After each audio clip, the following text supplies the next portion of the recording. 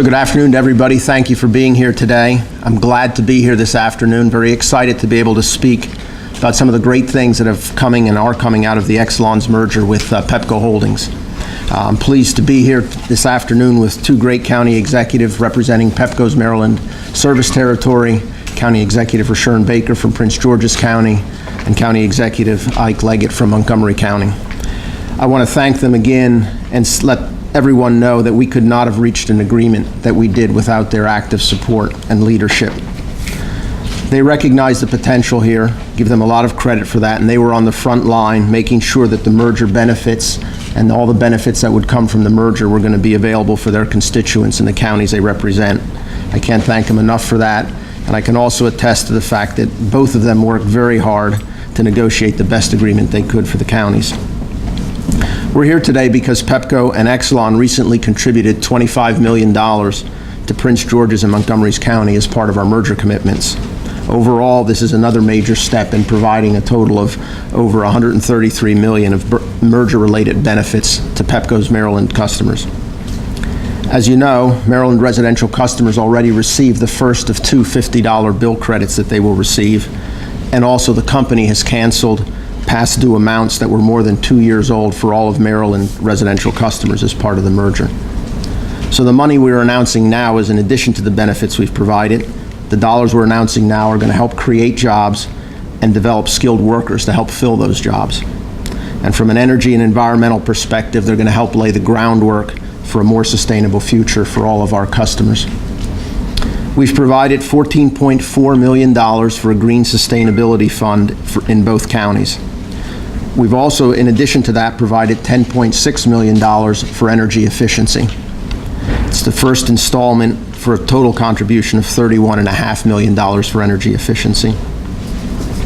We've also provided the first installment towards workforce development of $735,000. The overall contribution will become $2.94 million. Now, these dollars are allocated to the number of customers in each of the counties, and while considerable, still represent just a part of the benefits that we have to each of the counties. On top of these, we're investing in solar energy. We're going to be improving the reliability of service for all our customers in the counties, and we're going to file for approval to build microgrids in both Prince George's and Montgomery County. I'd like to turn the discussion now over to Prince George's County Executive Rashern Baker. Thank you.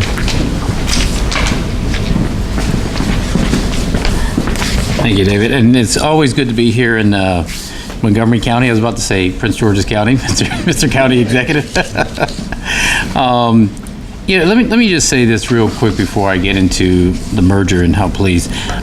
This is just another example of the working relationship both Prince George's County and Montgomery County have had since I've become county executive and working with County Executive Leggett. And really the idea is how do we not only provide the best for our neighboring counties, but the entire Washington region and the state. And so the merger between Pepco and Exelon is just another continuation of that. We both really looked at whether in fact the merger would be in the best interest of our citizens, but also in the state, and we concluded that it would be. And today's announcement is just part of what we envisioned would happen, and that is not only having two good corporate citizens coming together, Exelon and Pepco, but also the funds that are going to be going to our counties and to our residents. The rebate certainly is important, but the energy efficiency is something that our residents are going to benefit from. Knowing how to save dollars, so it's not only smart in a green sense, but it's smart in dollar-wise. A program to help our workforce development, and that is the next generation of jobs that are going to be created. And so we're very pleased with that. The youth, we've worked very hard in Prince George's County to expand our summer youth program. Now Exelon and Pepco are coming together to help us expand that to more children in our county, but also putting them on the pathway to careers. And for something that's very important and special to me, and that is our Transforming Neighborhoods Initiative program. That is the 6 areas in Prince George's County where we have challenges. And we focused like a laser beam over these last 5.5 years on those areas to have Pepco come in and Exelon come into those areas, and actually that's where we're going to see a lot of this work done first. It is very important to us. So we're really pleased with that. I want to thank the members of my team who've done an excellent job in making sure this happened. Tom Himmler, our Deputy CAO for Budget, Finance, Administration, and Economic Development, and Erica Bennerman, who's our energy manager, who's a newly created position in Prince George's County, who's done a fantastic job. But the bottom line, this would not be able to happen if we did not believe in the merger coming together and the benefits, and if we didn't have a great partner in Montgomery County working with us. So thank you. We're very pleased with everything today. David, if you want, I can introduce the county executive from Montgomery County, my good friend, Isaiah Leggett. Good afternoon.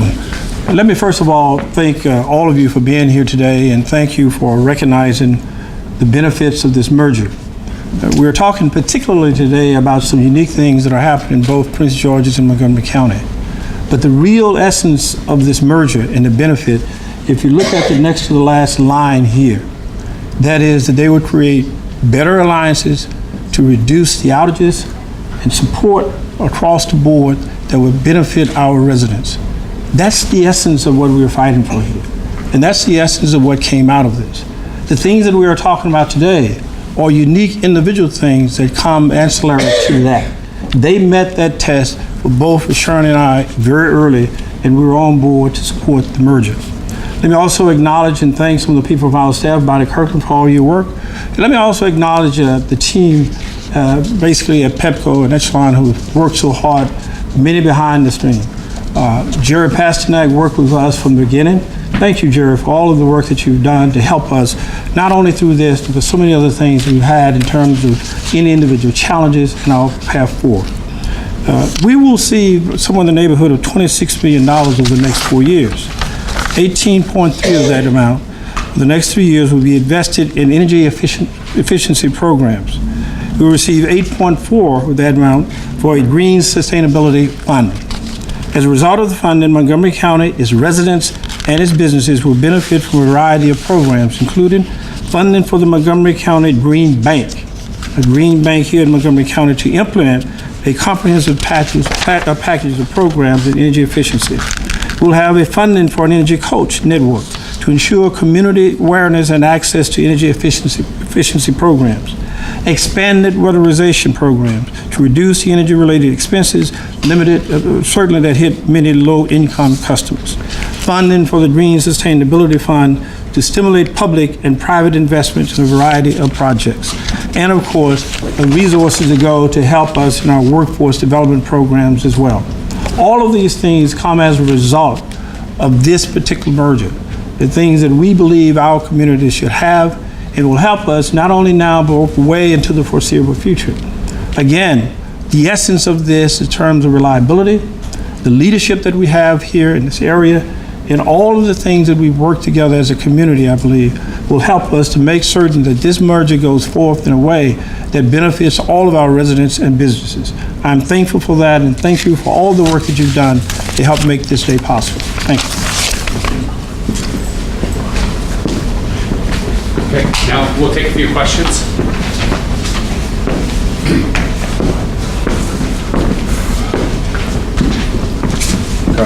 James.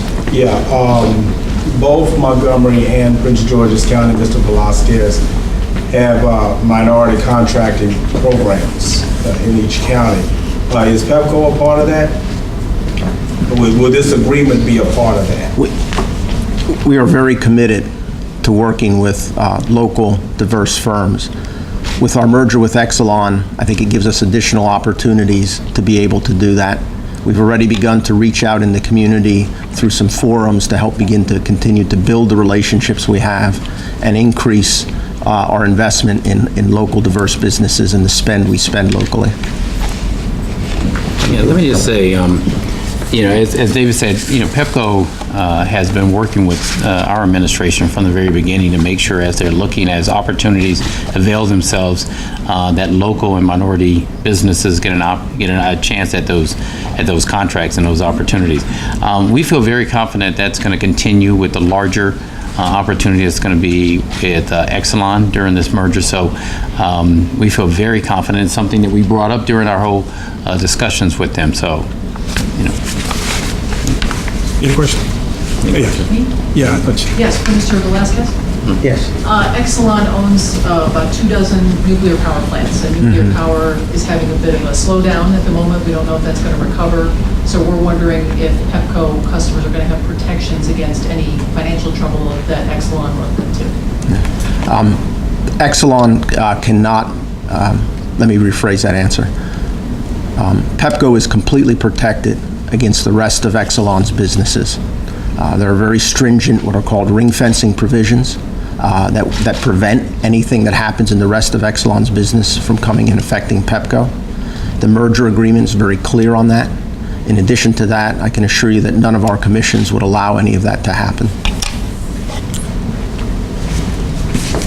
Yes, sir.